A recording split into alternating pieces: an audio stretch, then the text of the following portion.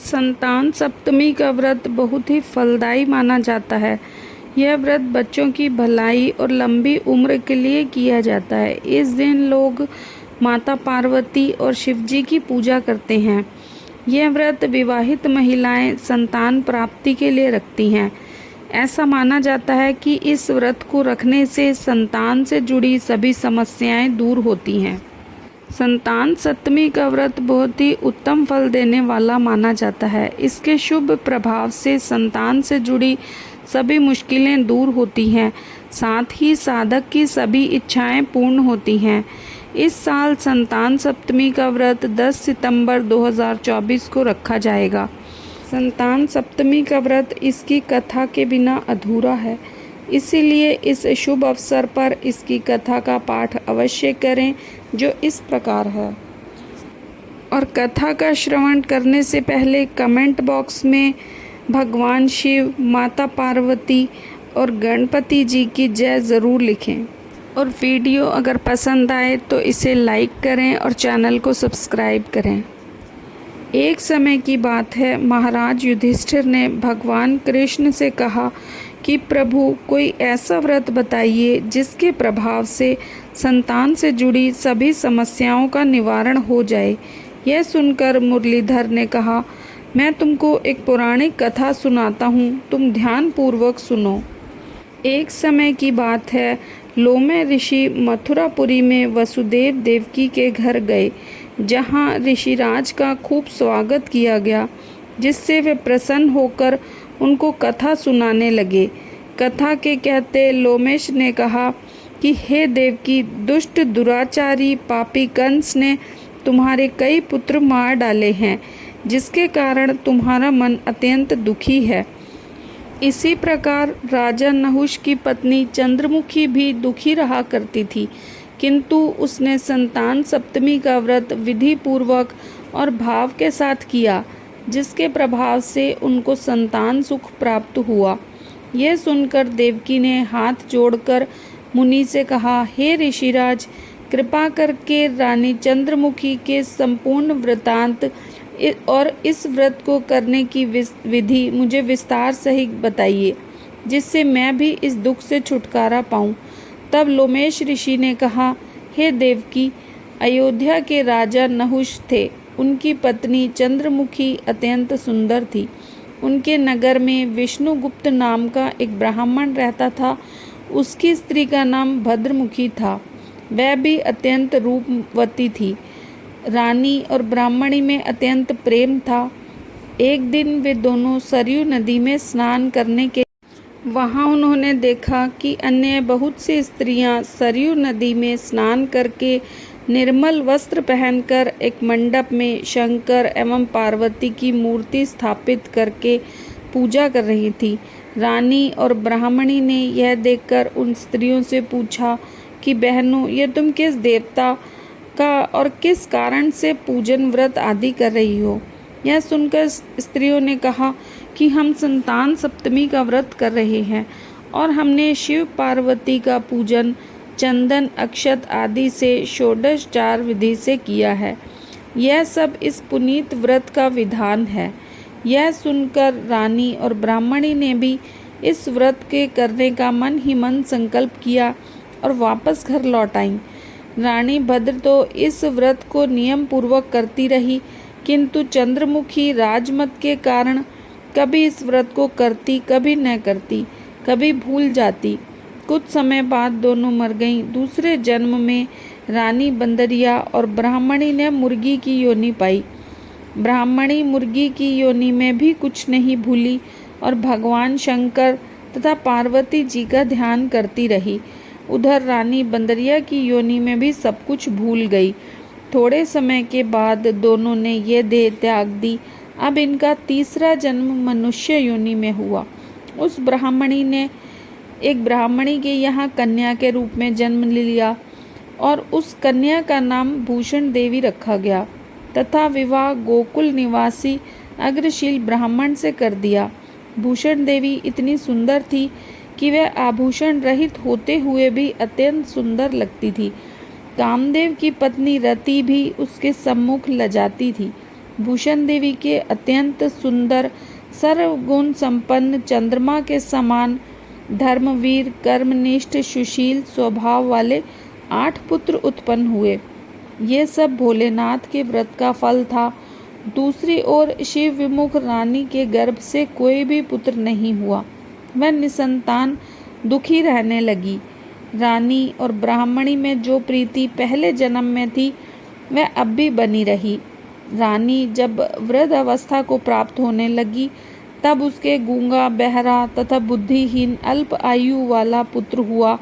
वह 9 वर्ष की आयु में इस क्षणभंगुर संसार को छोड़कर चला गया। अब तो रानी पुत्र शोक में अत्यंत दुखी और व्याकुल रहने लगी। दैवयोग से भूषण देवी ब्राह्मणी रानी के यहाँ अपने पुत्रों को लेकर पहुंची। रानी का हाल सुनकर उसे बहुत दुख हुआ, किंतु इसमें किसी का क्या, कर्म और प्रारब्ध के लिखे को स्वयं ब्रह्मा भी नहीं मिटा सकते। रानी कर्मों के वजह से इस दुख को भोग रही थी। इधर पंतानी के इस वैभव और 8 पुत्रों को देखकर उससे मन में ईर्ष्या करने लगी तथा उसके मन में पाप उत्पन्न हुआ। उस ब्राह्मणी ने रानी का संताप दूर करके निमित्त अपने 8 पुत्र रानी के पास छोड़ दिए। रानी ने पाप के वशीभूत होकर उन ब्राह्मणी पुत्रों की हत्या करने के विचार से लड्डू में विष मिलाकर उनको खिला दिया, लेकिन शिवजी की कृपा से एक भी बालक की मृत्यु न हुई। यह देखकर तो रानी अत्यंत ही आश्चर्यचकित हो गई और इस रहस्य का पता लगाने की मन में ठान ली। भगवान की पूजा से निवृत्त हो जब भूषण देवी आई तो रानी ने उससे कहा कि मैंने तेरे पुत्रों को मारने के लिए इनको जहर मिला लड्डू खिला दिया, किंतु इनमें से एक भी नहीं मरा। तूने कौन से दान पुण्य व्रत किए हैं जिसके कारण तेरे यह पुत्र नहीं मरे और तू नित्य नए सुख भोग रही है? तेरा बड़ा सौभाग्य है। इनका भेद तू मुझसे निष्कपट होकर समझा। मैं तेरी बड़ी ऋणी रहूंगी। रानी के ऐसे दीन वचन सुनकर भूषण ब्राह्मणी कहने लगी, सुनो, तुमको 3 जन्म का हाल कहती हूँ, सो ध्यान पूर्वक सुनना। पहले जन्म में तुम राजा नहुष की पत्नी थी और तुम्हारा नाम चंद्रमुखी था, मेरा भद्रमुखी था और मैं ब्राह्मणी थी। हम तुम अयोध्या में रहते थे और मेरी तुम्हारी बड़ी प्रीति थी। एक दिन हम तुम दोनों सरयू नदी में स्नान करने गईं और दूसरी स्त्रियों को संतान सप्तमी का उपवास शिवजी का पूजन अर्चन करते देख हमने इस उत्तम व्रत को करने की प्रतिज्ञा की, किंतु तुम सब भूल गईं और झूठ बोलने का दोष तुमको लगा, जिसे तू आज भी भूख रही है। मैंने इस व्रत को आचार विचार सहित नियम पूर्वक सदैव किया और आज भी करती हूँ। दूसरे जन्म में तुमने बंदरिया का जन्म लिया तथा मुझे मुर्गी की योनि मिली। भगवान शंकर की कृपा से इस व्रत के प्रभाव तथा भगवान को इस जन्म में भी न भूली और निरंतर उस व्रत को नियमानुसार करती रही। तुम अपने बंदरिया के जन्म में भी भूल गई। मैं तो समझती हूँ कि तुम्हारे ऊपर ये भारी संकट है, उसका एकमात्र कारण यही है, दूसरा कोई और कारण नहीं हो सकता। इसीलिए मैं तो कहती हूँ कि आप अब भी संतान सप्तमी के व्रत को विधि सहित करिए, जिससे तुम्हारा ये संकट दूर हो जाए। लोमेश ऋषि ने कहा, देवकी, भूषण ब्राह्मणी के मुख से अपने पूर्व जन्म की कथा तथा संकल्प इत्यादि सुनकर रानी को पुरानी बातें याद आ गईं और पश्चाताप करने लगी तथा भूषण ब्राह्मणी के चरणों में पड़कर क्षमा याचना करने लगी और भगवान शंकर पार्वती जी की अपार महिमा के गीत गाने लगी। उस दिन से रानी ने नियमानुसार संतान सप्तमी का व्रत किया, जिसके प्रभाव से रानी को संतान सुख भी मिला तथा संपूर्ण सुख भोग कर रानी शिवलोक को गई। भगवान शंकर के व्रत का ऐसा प्रभाव है कि पथभ्रष्ट मनुष्य भी अपने पथ की ओर अग्रसर हो जाता है और अनंत ऐश्वर्य भोग कर मोक्ष पाता है। लोमेश ऋषि ने कहा कि देवकी, इसलिए मैं तुमसे भी कहता हूँ कि तुम भी इस व्रत को करने का संकल्प अपने मन में करो, तुमको भी संतान सुख मिलेगा। इतनी कथा सुनकर देवकी हाथ जोड़कर लोमेश ऋषि से पूछने लगी, हे ऋषिराज, मैं इस पुनीत उपवास को अवश्य करूंगी, किंतु आप इस कल्याणकारी एवं संतान सुख देने वाले उपवास का विधान, नियम, विधि आदि विस्तार से मुझे सुनाइए। यह सुनकर ऋषि बोले, हे देवकी, ये पुनीत उपवास भादो महीने के शुक्ल पक्ष की सप्तमी के दिन किया जाता है।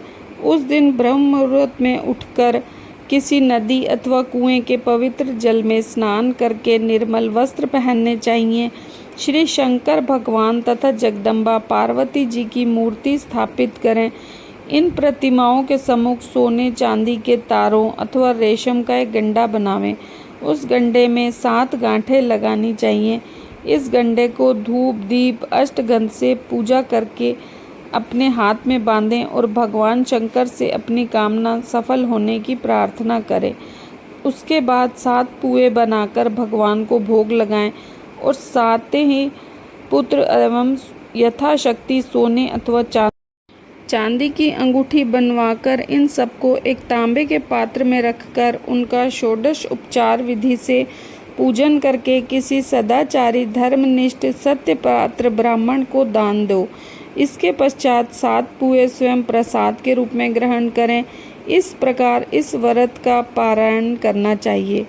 प्रतिमाह की शुक्ल पक्ष की सप्तमी के दिन हे देवकी, इस व्रत को इस प्रकार नियम पूर्वक से समस्त पाप नष्ट होते हैं और भाग्यशाली संतान उत्पन्न होती है तथा अंत में शिवलोक की प्राप्ति होती है। हे देवकी, मैंने तुमको संतान सप्तमी का व्रत संपूर्ण विधान विस्तार सहित वर्णन किया है। अब तुम इसको विधि पूर्वक करो, जिससे तुमको उत्तम संतान प्राप्त होगी। इतनी कथा कहकर भगवान श्री कृष्ण ने धर्मावतार युधिष्ठिर से कहा कि श्री लोमेश ऋषि इस प्रकार हमारी माता को शिक्षा देकर चले गए।